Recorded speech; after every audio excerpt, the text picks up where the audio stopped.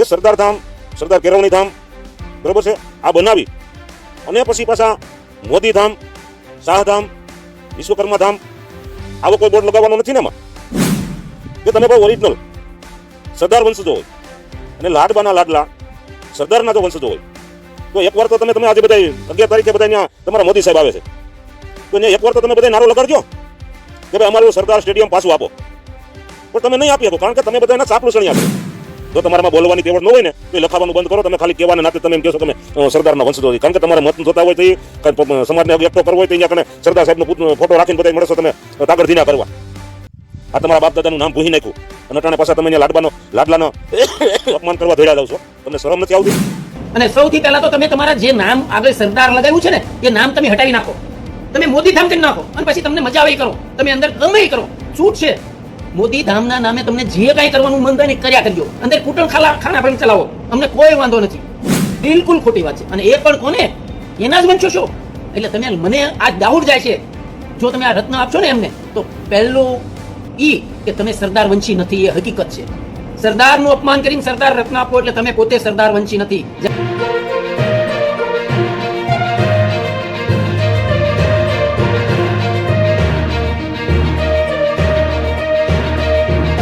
સોમનાથ મિત્ર લાલભાઈ કોટડિયા બોલું જાંબુડીથી.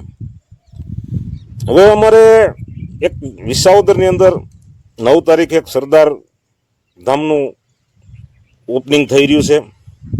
તો એમાં સૌ સરદાર વંશજોને અને મિત્ર સર્કલને પધારવા નમ્ર વિનંતી છે. પછી એક બીજું 11 તારીખે વડોદરા સરદાર ધામની ઓપનિંગ છે. એટલે મારે એ કહેવાનું છે કે સરદાર ધામના ઓપનિંગો તો બધા કરે છે, પણ પછી થોડુંક ધ્યાન રાખજો કે સરદાર ધામ, સરદાર કેળવણી ધામ, બરોબર છે, આ બનાવી અને પછી પાછા મોદી ધામ, શાહધામ, વિશ્વકર્મા ધામ આવો કોઈ બોર્ડ લગાવવાનો નથી ને એમાં. જેમ આપણે સરદાર બાપાના સ્ટેડિયમનું નામ બદલી અને મોદી સ્ટેડિયમ થઈ ગયું એમ.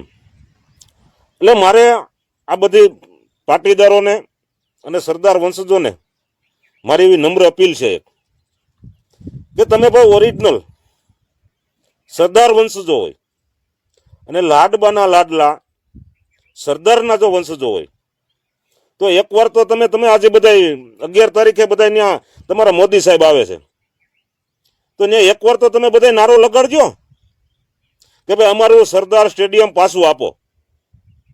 પણ તમે નહીં આપી શકો, કારણ કે તમે બધા એના ચાપલુસણિયા છો. આમાં અમુક સરદાર વંશજો નથી,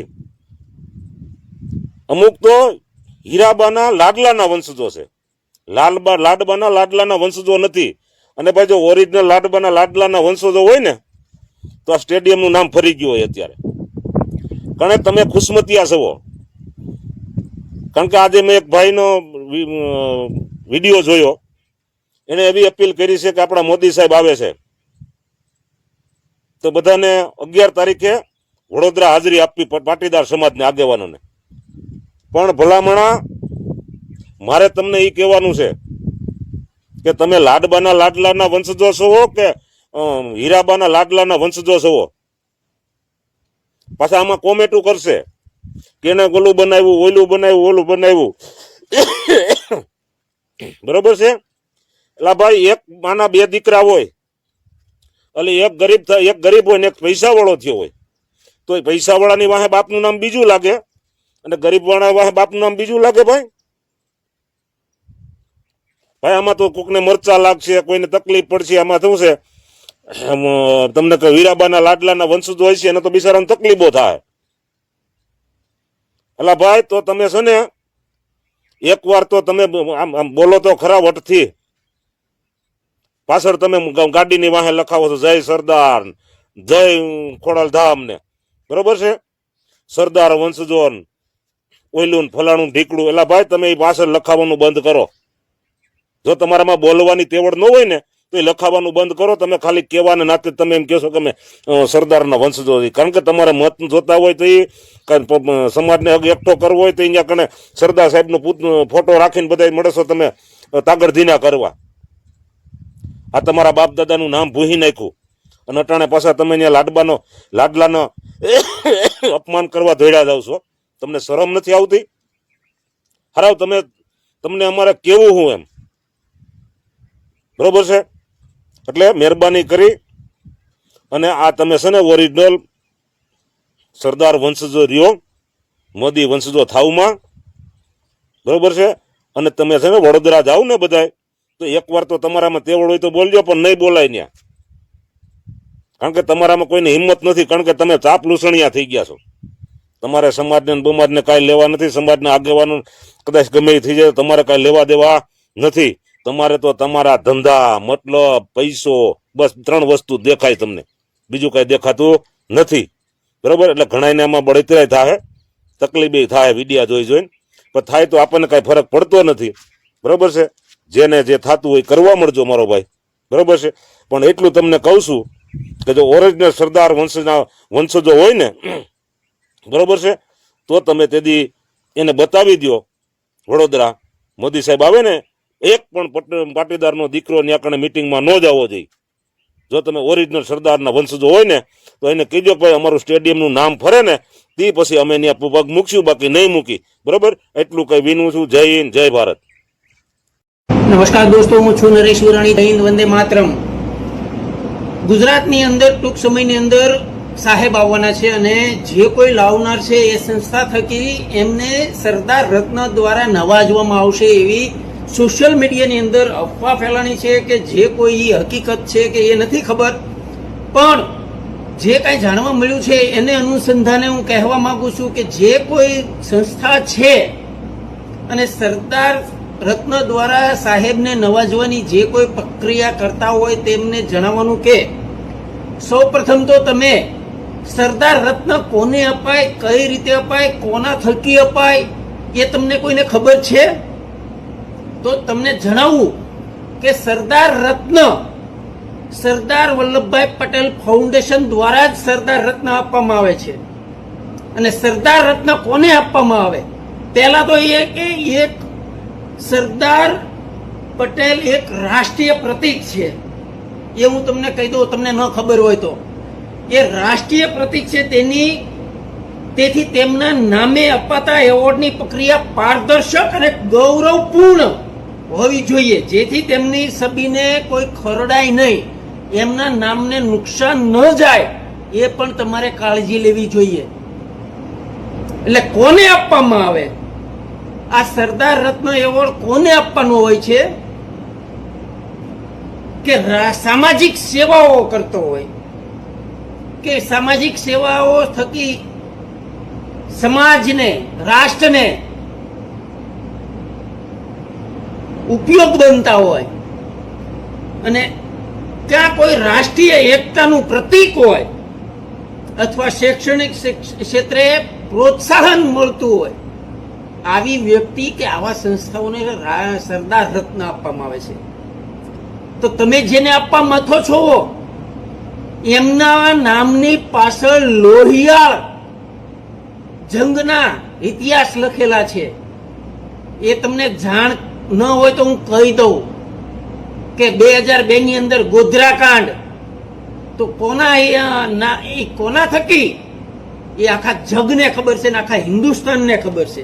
સામાજિક સેવાઓ, તો તમે જેને સરદાર રત્ન આપવા માંગો છો એના સામાજિક સેવાઓ શું છે?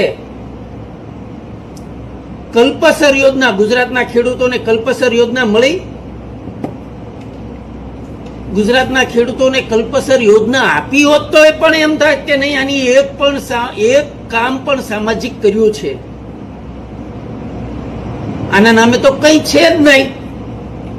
રાષ્ટ્રીય એકતા, આની એવો કોઈ પણ રાષ્ટ્રીય એકતા નો ભાવ દર્શાવો. હિન્દુસ્તાનના અલગ અલગ રાજ્યને અલગ અલગ પ્રોત્સાહન આપવામાં આવે છે. બંગાળની અંદર મોટા મોટા વાયદાઓ આપ્યા કે 1 બાટલો સિલિન્ડર ફ્રી,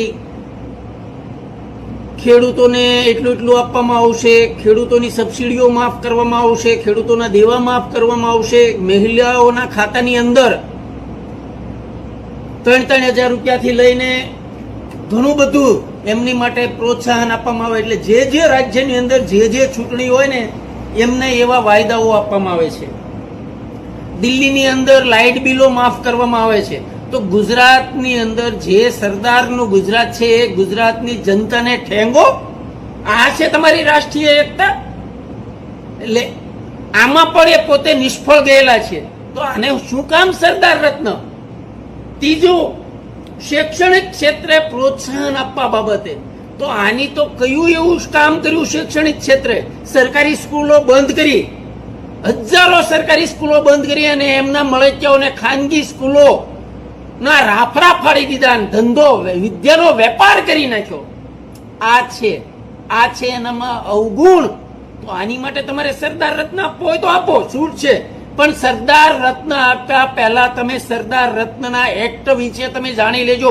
એક્ટ 1950 મુજબ રાષ્ટ્રીય મહાનુભાવોના નામે વ્યાપારી હેતુ કે ખોટી રીતે ઉપયોગ કરવો એક ગુનો બને છે. એટલે તમે રાષ્ટ્રીય પ્રતીકનું અપમાન કરવા જઈ રહ્યા છો. એટલે તમે વિચારી સરદાર રત્નનો એવોર્ડ જે કોઈ વ્યક્તિને એનાયત કરવા માંગો છો ને એ વ્યક્તિનો ઇતિહાસ પહેલા જાણી લેજો, અને કોને આપવો, કોના થકી આપવો એ પણ તમારે વિચાર કર્યા પછી જ આગળ વધજો. નહીતર ભવિષ્યમાં તમને આનો ભોગવવાનો વારો ન આવે. અને સૌથી પહેલા તો તમે તમારા જે નામ આગળ સરદાર લગાવ્યું છે ને એ નામ તમે હટાવી નાખો. તમે મોદીધામ કરી નાખો અને પછી તમને મજા આવે એ કરો. તમે અંદર ગમે એ કરો, છૂટ છે. મોદીધામના નામે તમને જે કાંઈ કરવાનું મન થાય ને કર્યા કરજો. અંદર કૂટણ ખાના પણ ચલાવો, અમને કોઈ વાંધો નથી. પણ સરદારના નામનો ઉપયોગ તમે જે કાંઈ કરી રહ્યા છો ને એ ખોટો છે. અને જે વ્યક્તિએ રાષ્ટ્રીય પ્રતીકનો નામનો ધજાગરો કર્યો હોય એને તમારે સરદાર રત્ન આપવાનો છે. સરદાર વલ્લભભાઈ પટેલ સ્ટેડિયમનું નામ હટાવીને પોતાનો અહમ અને પોતાનું નામ ચીપકાવી દીધું એવા વ્યક્તિને તમારે સરદાર રત્ન આપવો છે. એટલે આ બિલકુલ ખોટી વાત છે. અને એ પણ કોને? એના જ વંશો છો. એટલે તમે મને આજ ડાઉટ જાય છે, જો તમે આ રત્ન આપશો ને એમને તો પહેલું કે તમે સરદાર વંશી નથી, એ હકીકત છે. સરદારનું અપમાન કરીને સરદાર રત્ન આપો એટલે તમે પોતે સરદાર વંશી નથી. જય હિન્દ, વંદે માતરમ, જય સરદાર.